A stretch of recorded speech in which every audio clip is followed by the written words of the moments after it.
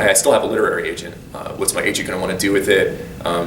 Should I self-publish? Do I have that kind of time? So it's really like it's its own separate career. And so right now it's kind of on the back burner, but I think about it a lot.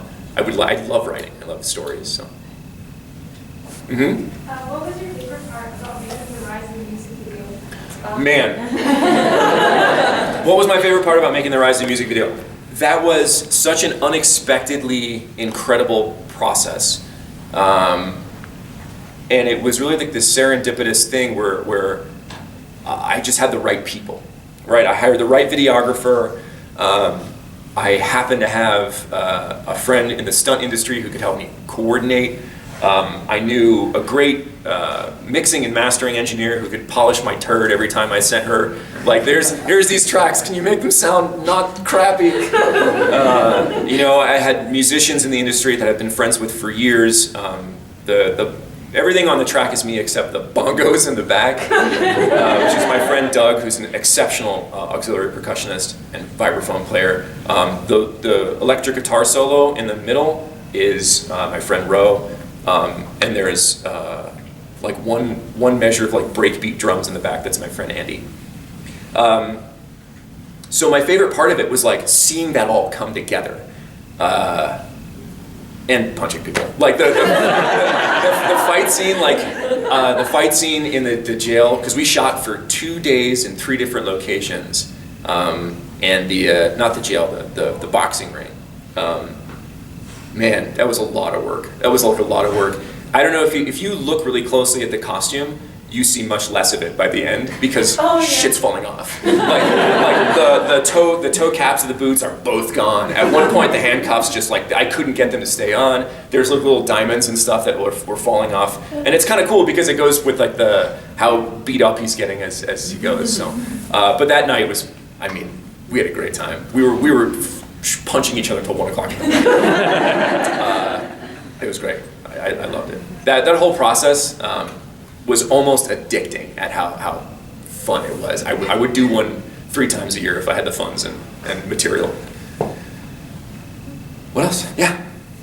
This was more like in specific connection, but just like any like character you've done, what was like the most bizarre like vocal like feedback you've gotten, or like direction? Okay, that's so interesting. I was just thinking about the weird direction I've gotten. One of the ones when I was, anybody here played Shadowverse?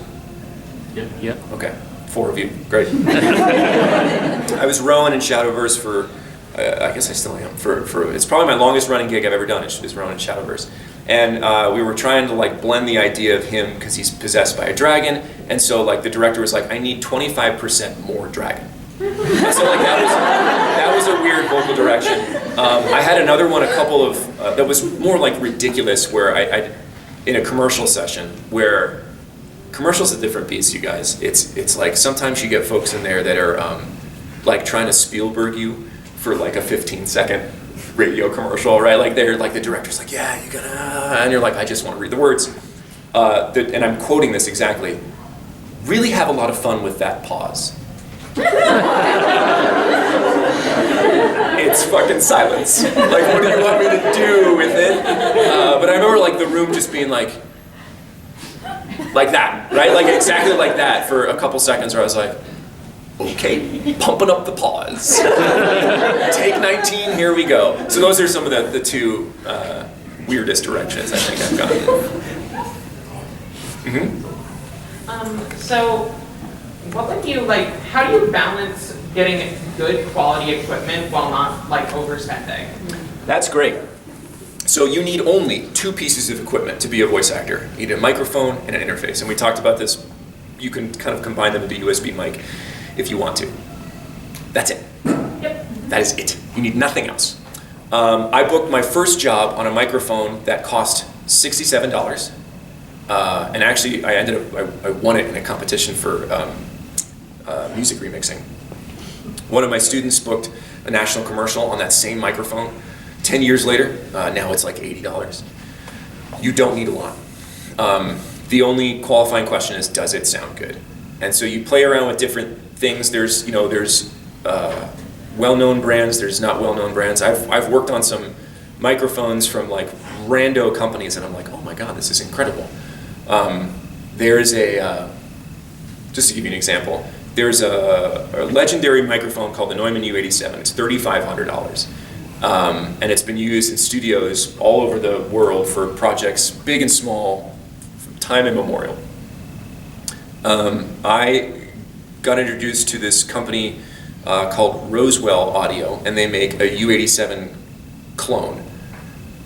It's $350. And I have brought it to sessions and had LA engineers shoot it out, and they're like, I can't tell the difference. And I'm like, I know you can't. Neither can the audience. So, yeah, it's actually really easy to overspend. You can build a quality studio for under $500, excluding any like acoustic treatment, right? That's up to you whether or not you want to build a pillow fort or whatever. Yeah. So I haven't figured out how to phrase this. How do you balance like a good, workspace with like acoustically treating your area? Like a lot of people work outside, like in the closets and stuff. But like, how does that work for live directed sessions or I don't know, that kind of thing? Or like, I also find like the idea of working in a closet pretty like demotivating. Yeah, working in a closet can be really demotivating, especially if the closet's messy. Like it's just, like you just feel, I don't know. It's a bad feeling. So. I mean, like I started with a microphone in a carpeted room and I just put some stuff on the wall. I know I'll never be the same. Shook my world so hard again. Wish I washed away my sins. He's a dead man walking, blank stare in his eyes. Should have given up on the ones I trust. Never should have been surprised when they shot